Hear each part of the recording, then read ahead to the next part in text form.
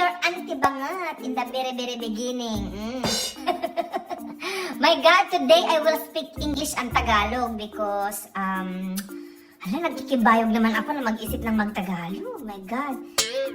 Well, I just said that, I'm a little bit nervous in this video because I'm not used to speak in Tagalog and English, but I will try to speak very good in English. You know, because this time, kakanakan, when I say kakanakan, it's my nieces and nephews, that's why they call me auntie. So that's kakanakan in Ilocano. I speak Ilocano. You know? So I speak Ilocano at the same time I speak Norwegian because I am here in Norway. I live in Norway, so I speak Norwegian. Because the people here in Norway, they speak Norwegian. That's why I need to speak Norwegian. That's why the previous video of mine in this YouTube channel, I speak Norwegian in that video. But anyway, the reason why I made this video is because I got the attention of the Philippine Embassy here in Norway. Wow. Yes! So, the Honorable Third Secretary and Vice Consul of the Republic of the Philippines Embassy here based in Oslo, Norway, Madam Christiansen Kabahug, she sent me an email and asked me if they can send me a package, a box of gift, like something like that, you know.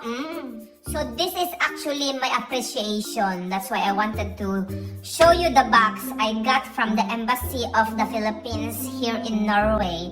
So I'm so thankful. Thank you, Madam, for reaching out and for using your time, your precious time to me, a simple me, char. So let's open the box, kakanakan, okay? So these are the box, kakanakan.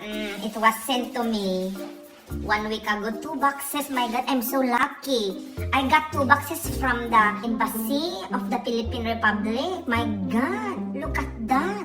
Come on, let's open these boxes and I will show you the products inside the box. Let's open.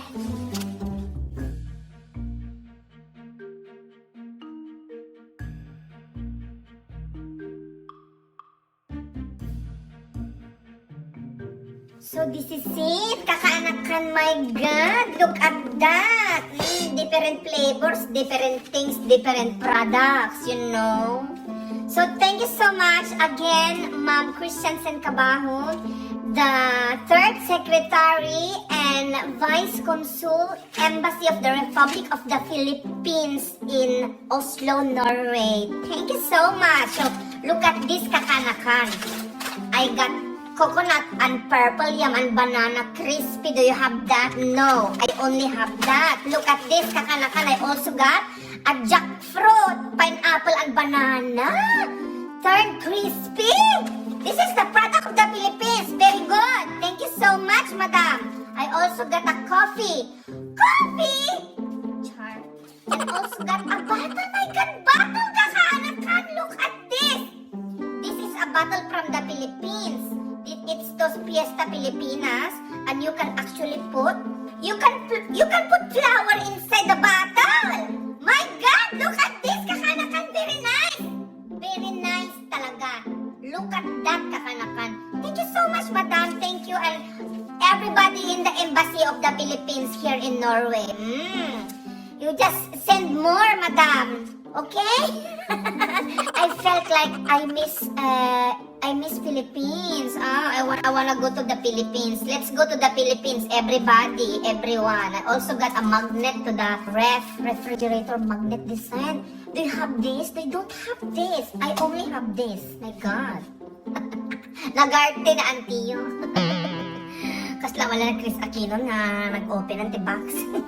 I also got a chocolate, kakanakan.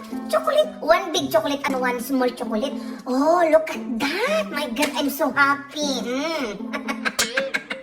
Let's go back to the Philippines. Please, everybody, if you watch this, you will be inspired, you know. So now let's open the other box. Of course, I got 2 boxes from the Embassy of the Philippines here in Norway. You know? So, oh, this is the fiesta in Sinulog Ati-Atihan Dinagyang festivals. You know, in the Philippines, we have a lot of different festivals. The first box I opened, it's Panagbanga Festival. That's how you say it, Panagbanga Festival in Baguio City. And now, let's open the Sinulog Ati-Atihan Dinagyang Festival box.